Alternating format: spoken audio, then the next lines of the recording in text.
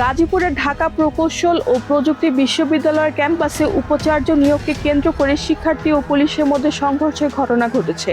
এতে 5 পুলিশ সদস্য সহ অন্তত 25 জন আহত হয়েছেন। 17 মে সকালে বিশ্ববিদ্যালয়ের শহীদ মিনার এলাকায় এই সংঘর্ষের ঘটনা ঘটে। পরিস্থিতি নিয়ন্ত্রণে আনতে ক্যাম্পাসে অতিরিক্ত পুলিশ মোতায়েন করা হয়। সম্প্রতি ডক্টর মোহাম্মদ ইকবালকে ডুয়েটের নতুন ভাইস চ্যান্সেলর হিসেবে নিয়োগ দেয় সরকার। নিয়োগের প্রজ্ঞাপন জারির পর থেকে বিশ্ববিদ্যালয়ের একাংশ শিক্ষার্থীরা এই সিদ্ধান্ত প্রত্যাখ্যান করে আন্দোলন শুরু করেন। বৃহস্পতিবার রাত থেকে তারা বিক্ষোভ চালিয়ে আসছেন।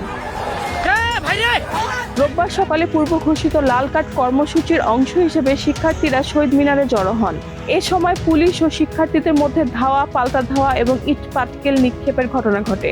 সংঘর্ষে 5 জন পুলিশ সদস্য সহ অন্তত 20 জন আহত হন বলে জানিয়েছে পুলিশ। অন্যদিকে শিক্ষার্থীদের দাবি, বহিরাগতদের হামলায় অন্তত 10 জন আহত হয়ে হাসপাতালে ভর্তি হয়েছেন। শিক্ষার্থীদের দাবি, ডুয়েটের উপাচার্য বিশ্ববিদ্যালয়ের অভ্যন্তরীণ শিক্ষকদের মধ্যে থেকে নিয়োগ দিতে হবে। তারা বলেন, ডুয়েটের একাডেমিক কাঠামো, শিক্ষা ব্যবস্থা ও প্রশাসনিক বাস্তবতা সম্পর্কে নিজস্ব শিক্ষকদের অভিজ্ঞতা বেশি থাকায় অভ্যন্তরীণ শিক্ষক থেকে ভিসি নিয়োগ বিশ্ববিদ্যালয়ের জন্য অধিক কার্যকর হবে। গাজীপুরের সদর থানার ওসি আমিনুল ইসলাম জানান, ইটপাটকেলের আঘাতে পুলিশের 5 সদস্য আহত হয়েছেন, তবে বর্তমান পরিস্থিতি নিয়ন্ত্রণে রয়েছে। রেহানা বেগম, প্রজন্ম 24।